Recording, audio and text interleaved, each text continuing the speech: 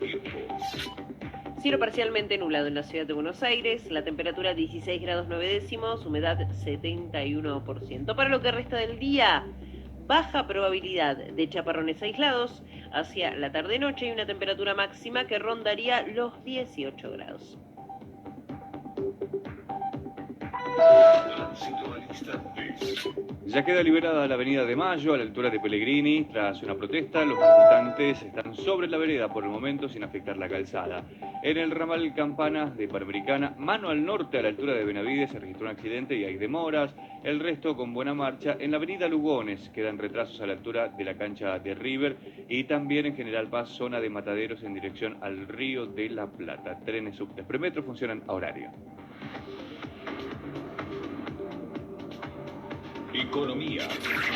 Los dólares alternativos, es decir, los tipos de cambio bursátiles, vuelven a mostrar presión alcista. En concreto, el denominado contado por liquidación en el segmento libre se ubica a 182 pesos para la venta, es decir, con un incremento de un peso con respecto al cierre anterior. El dólar bolsa o MEP se sitúa en el orden de los 173 pesos y el contado por liquidación normal 174 pesos. Es decir, estos tres tipos de cambio muestran un incremento de entre 50 centavos a un peso, por lo menos en la primera parte de la jornada. También hay un nivel muy elevado de la tasa de país. Ayer la tasa de país había cerrado en 1.610 puntos básicos. Hoy se observa, por lo menos en la primera parte de la rueda, un leve descenso, pero sigue siendo niveles altísimos. La tasa de país se ubica en esta primera parte de la jornada en 1.603 puntos básicos.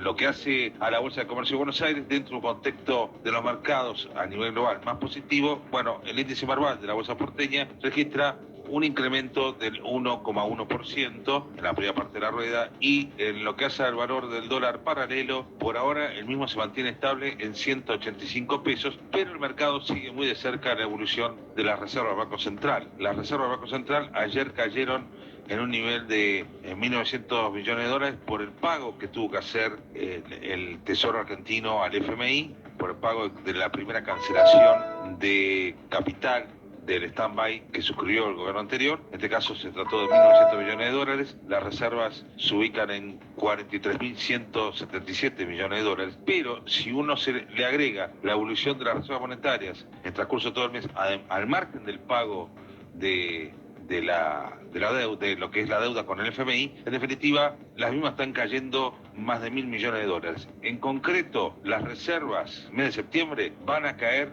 en un nivel por lo menos de 3.000 millones de dólares. Informó Fernando Nolé, Radio Perfil.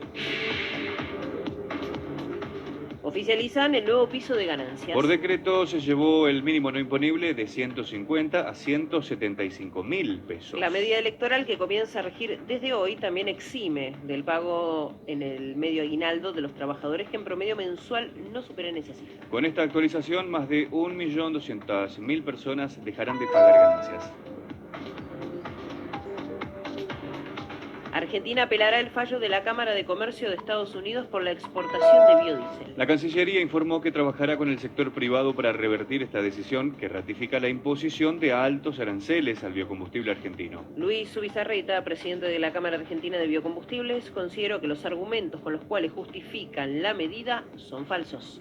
Es un mercado muy importante y aparte una argumentación absolutamente falsa la que se utilizó para ponernos este nivel de aranceles. Nosotros estamos muy confiados en el resultado de este juicio que habíamos iniciado y bueno, ahora nos queda apelar o nos queda ir a las instancias internacionales como la Organización Mundial de Comercio, pero son todos procesos largos y complejos y costosos además. Entonces, bueno, la verdad es que estamos muy decepcionados con este fallo que nos mantiene cerrado un mercado tan importante como el de Estados Unidos, de un modo que nosotros no llegamos a entender, porque también es perjudicado el consumidor americano, no poder tener acceso a un producto de calidad y competitivo como es el biodiesel argentino.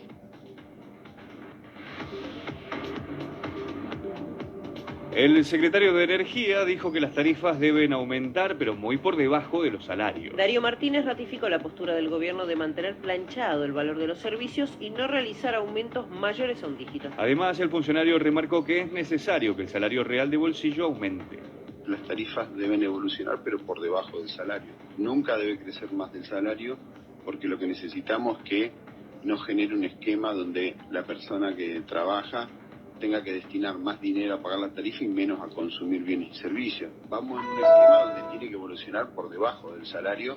Si nosotros hubiésemos aplicado la RTI vigente del gobierno anterior, las tarifas hubiesen aumentado 3 cifras, más de 100% electricidad, y eso de ninguna manera lo puede sostener el bolsillo de los argentinos. Por eso se tomó otra decisión, pero entendemos que en términos reales debe ser un porcentaje cada vez menor del salario de los argentinos lo que se destina a tarifas sin que esté congelado.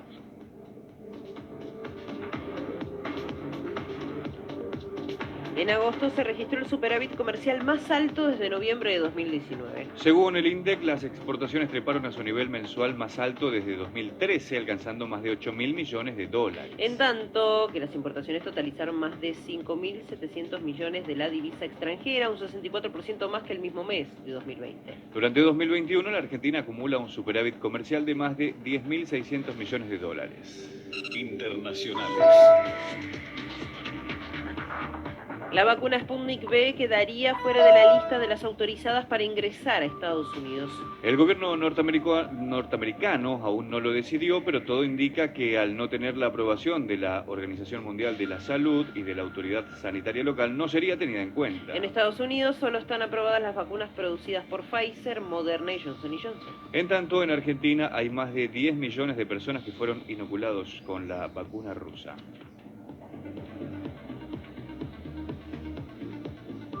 La erupción del volcán en España podría continuar durante varios meses. La isla de La Palma continúa en crisis por el desastre natural que ya quemó 166 hectáreas, arrasó con campos y viviendas y obligó a que 5.500 personas fueran evacuadas.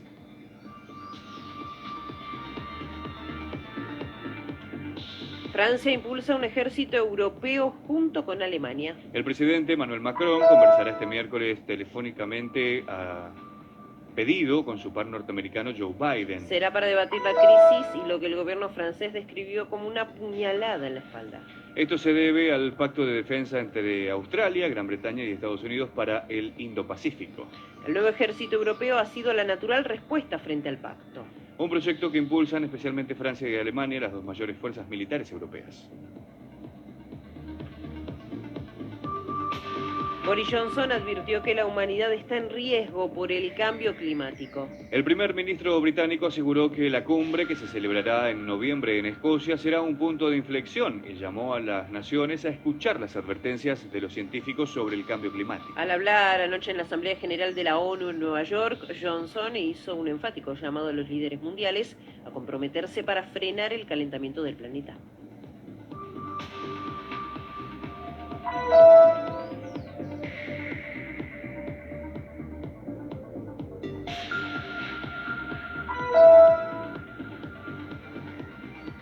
En Italia arrestaron a un sacerdote por organizar fiestas sexuales de hasta 200 personas con dinero de los feligreses. El párroco Francesco Spagnesi enfrenta cargos por tráfico de drogas, malversación de fondos y lesiones graves por su vida desenfrenada. Llevaba años viviendo una doble vida, organizando orgías sexuales con drogas que financiaba con el dinero de sus feligreses y en las que habría contraído una enfermedad de transmisión sexual. Junto con el párroco también se investiga a Alessio Regina, amante y cómplice de Spagnesi.